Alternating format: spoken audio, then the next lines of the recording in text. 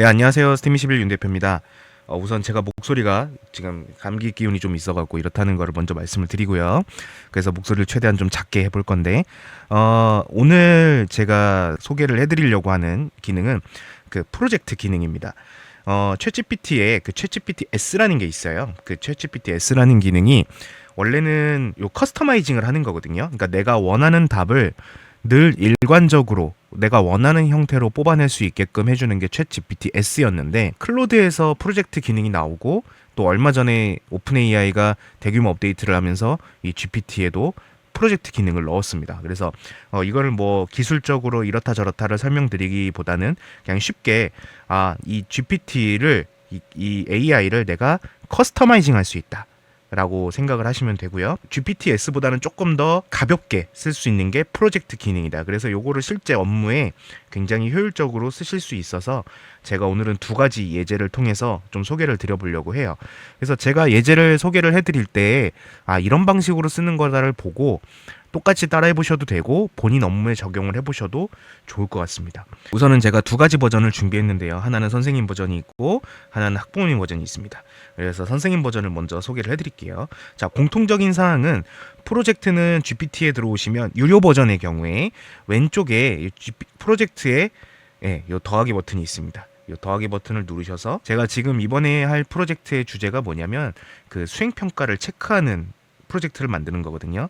선생님 수행 평가 체크 이런 식으로 제가 프로젝트를 하나 만들었어요.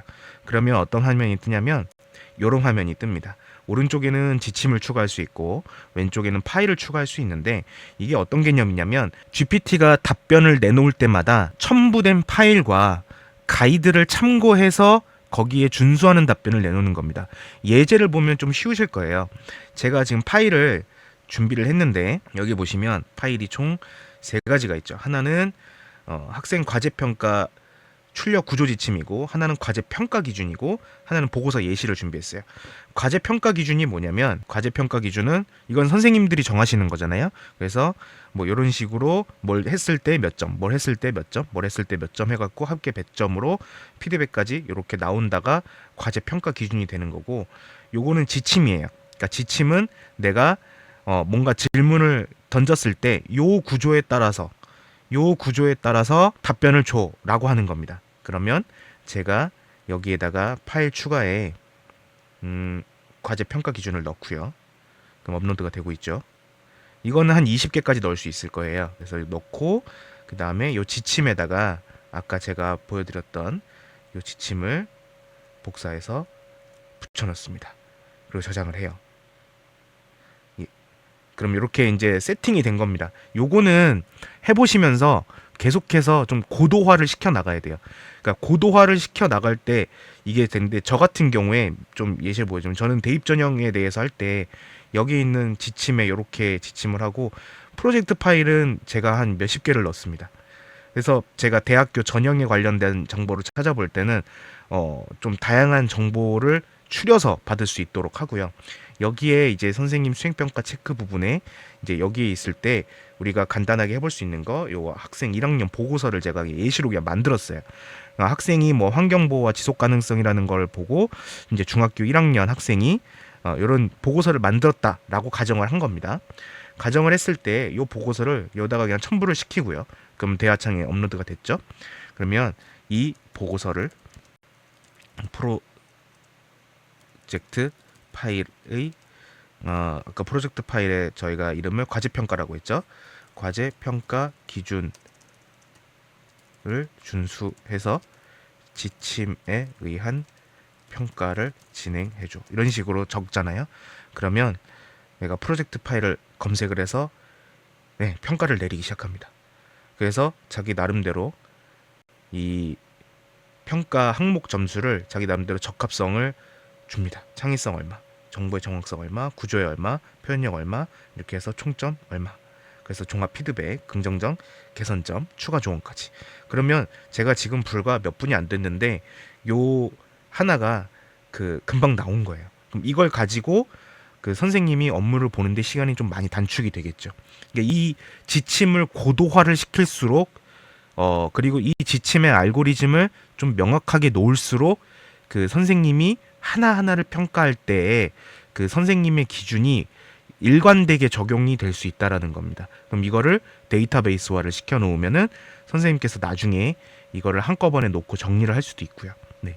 그래서 여기에서 만약에 뭐 대입 전형이라는 파일까지 더 넣게 되면 그러면 이 친구에게 뭐 어울리는 뭐 추천 도서가 뭔지 뭐 이런 것들도 다 할 수가 있는 거죠. 그래서 그런 지침이 되는 자료들을 좀 이렇게 많이 갖고 계실수록 좋습니다. 그리고 많이 만들어 놓으실수록 좋고요. 학부모님 버전으로 한번 가볼까요? 다시 프로젝트를 넣어서 학부모님 같은 경우에는 제가 그냥 이렇게 프로젝트를 만들고요. 예제를 어떻게 준비했냐면, 네, 여기에 보시면 그 파일이 총 세 가지가 있습니다. 하나는 우리 아이의 전과목 성적표 하고, 그 다음에 그 아이의 고민을 제가 그냥 임의로 넣은 거예요.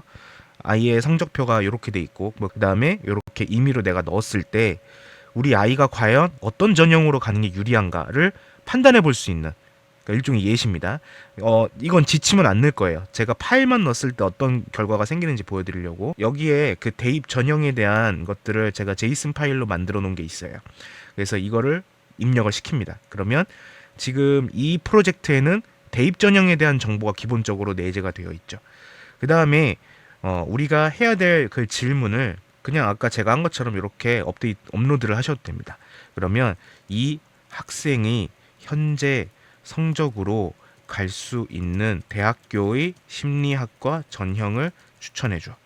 이런 식으로 저희가 하면은 지금 현재 점수를 기반으로 한 조언을 해주고요. 그러면 이렇게 왔을 때 나는 대학교 심리학과 전형을 추천해달라고 했잖아. 이렇게 나오는데 그게 지금 명확하게 안 나왔잖아요. 그러면 프로젝트 첨부 파일을 참고해서 나에게 맞는 대학 전형 심리학과 쪽으로 추천. 다시 이렇게 제가 검색을 하면 프로젝트 파일 검색이 되고 있죠. 그러면 지금 쭉 나오고 있습니다. 그러면 여기에 지금 학생부 전형이 있고요. 그다음에 정시 전형이 있어요.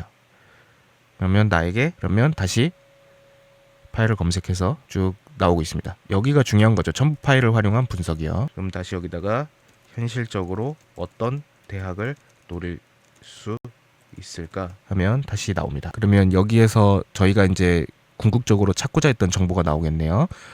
지역검정 국립대학교, 여기에 중위권 내신으로도 지원 가능성이 있고, 그다음에 사립대학은 좀 현실적인 목표, 심리학과가 있는 경우 활동 기록, 학종 경쟁력 이런 것들.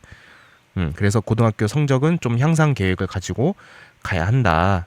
이런 식으로. 여기에도 그 내 자녀의 성향, 내 자녀의 현재 어떤 상태를 볼 수 있는 객관적인 지표들, 이런 것들을 많이 첨부할수록 대답이 점점 더 그 우리 아이에게 맞는 커스텀이 되겠죠. 여기에 뭐 추천 도서 목록을 넣으면 우리 아이에게 맞는 추천 도서를 추천해줘 라고 할 수도 있고요. 그래서 이렇게 그 프로젝트 기능을 사용하셔서 나에게 원하는 답변을 이끌어낼 수 있다라고 보시면 되고, 일종의 그 답변의 물기를 내가 내주고 있다라고 생각을 하시면 됩니다. 그래서 프로젝트 기능은 내가 원하는 답변의 물기를 내주는 작업. 이 물기를 한 번만 만들어 놓으면 그 다음번부터는 내가 질문하는 대로 똑같은 물길에 의해서 답변을 내주기 때문에 이 기능을 좀 적극적으로 활용을 해보시면 좋겠습니다. 감사합니다.